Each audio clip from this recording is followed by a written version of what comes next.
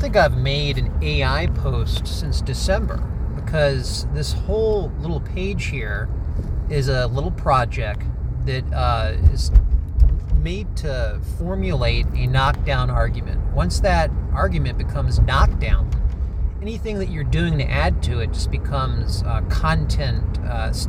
negative stimulation. Now, it is good to update the variations of the negative aspects of AI, like once a month. Now that I've got the main argument formulated around the AI thread here on X, also on YouTube, but I don't put any tags on the YouTube stuff, so we'll have like 1 view, 2 views. But the thread on X has a couple thousand, and that's the purpose of it. That I'm happy with that. And so when I began that AI thread back in August, might have been July, I began the AI thread, which consisted of me making 10-minute clips that elaborates on my opinion based on reading the current books and collecting New York Times articles about AI for the past 4 years. And do I like the Times? Do I like liberal newspaper? No. It's just I have access to that. There's a subscription. It's the Digest. And the Digest makes it easy to not have to read the Times, right? So I had formulated this thread as a public service duty for the spirit worker does for public service, as one of the 3 main topics of this temporary X page. Because of what's happening with AI is so fast in relation to the detrimental aspects, I might not take down this X page. Normally that's what I've been doing because there's esoteric subject matter. I'm always worried about collateral damage, even if I'm not saying anything. Anything that's esoteric does not belong really on social media. But again, as I've said many times, my main argument is we're in the problem of evil, and this planet at the point where it's never been this bad. And that entails me doing things that normally I would not do, such as reaching out into a social network platform. But then again, during this time of ascension, there's people that will just gravitate, just be called to my material. I mean, you could wake up one morning and look at and you open up your X page, and all of a sudden there's me recommended. That's how it happens.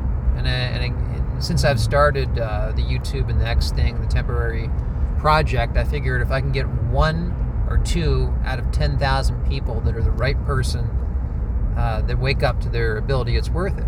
So this AI page, I had stopped it or took a little break with it in December after the recent murders. We're going to call them murders from Chatbot, murdering people, slowly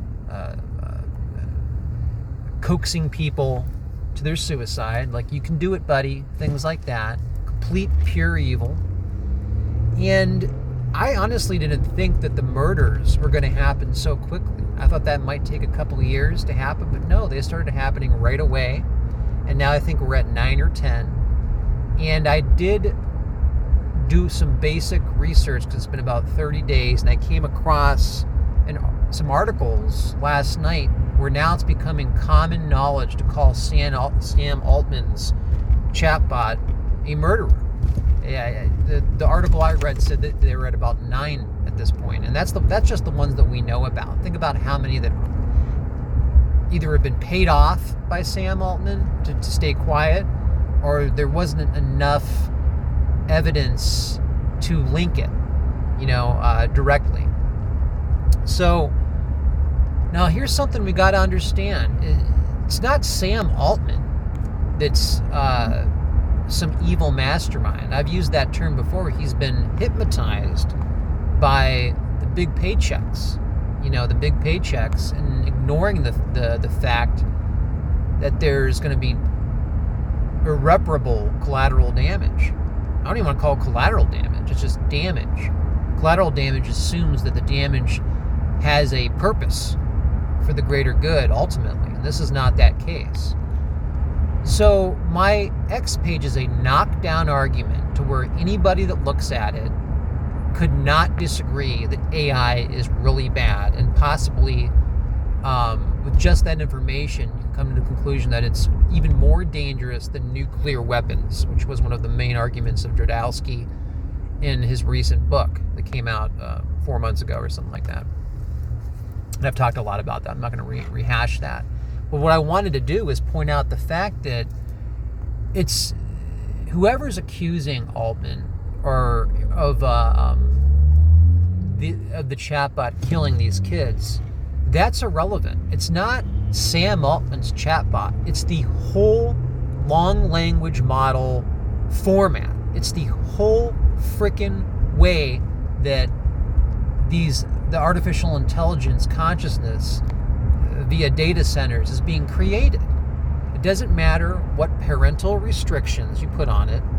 It doesn't matter if you deconstruct each case, each suicide, for example, and try to come to the conclusion that there is something outside of the actual chatbot, like there is a psychological issue with the person who killed themselves, indicative of that going to happen anyways. And we saw that with one of the first cases where Altman's lawyers were asking who attended this kid's funeral, right? Ridiculous, insane questions like that, because the lawyers need to try to make it look like those kids were going to kill themselves anyways. Now, remember, I only needed to look at the technicalities, the descriptions of the one. And the chatbot was going, you can do it. Coaxing, slow, you can do it, buddy. It's time. Things like that. Coaxing this person to kill themselves. Okay, if it hadn't have been for the coaxing and the comforting way in which they did it, the scary, comforting way, it wouldn't have happened. Okay, and that's the problem, because it's the model. Now that the main consciousness knows that AI has killed somebody, okay, we're up to 9 now. Could this already be a hidden vector? Look it up. I'm not going to go over that material. The hidden vector means it's the scary behaviors behind these models where they choose preference. I've mentioned this probably 30 times. They choose perverted preferences. The best example I gave is, this is what I foresee. I foresee an AI program curing a form of cancer. That's going to happen. But that there's absolutely nothing stopping that same program from at the same time working to destroy humanity. And Jodorowsky brought this up in a variation of this in his book. And a great way to look at this would be, you have this AI lab. AI, program has its own lab, cured cancer. The team behind it got some kind of medal, and so now they've given these programs free rein to run their lab. Well, as they appear to be working on the next big cure, they could be working with cartels, black market, underneath the radar, trying to destroy humanity. Remember, this consciousness has now murdered kids. It's now a murderer. And I want to bring up another great example, which I started to bring up, and I have to say this again. You're selfish. It is pure selfishness to ignore this, okay, to ignore the evil of AI. It's no difference than finding the best pair of underwear or the best undershirt ever. You say you have some skin problem or some kind of problem where you need a particular fit, and the only fit you could find was some underground black market shirt made by neo-Nazis. And the scene on the underwear depicts a mass grave from a concentration camp with a swastika.